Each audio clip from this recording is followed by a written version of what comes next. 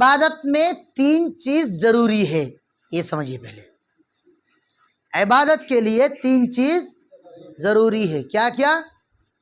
المحبہ والخوف والرجاء۔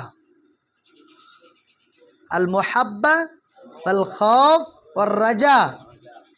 محبت اس بات کی ہونی چاہیے کہ اللہ تبارک و تعالیٰ کے ساتھ ہم اخلاص کے ساتھ محبت رکھتے ہیں، اس بنا پر ہم عبادت کرتے ہیں۔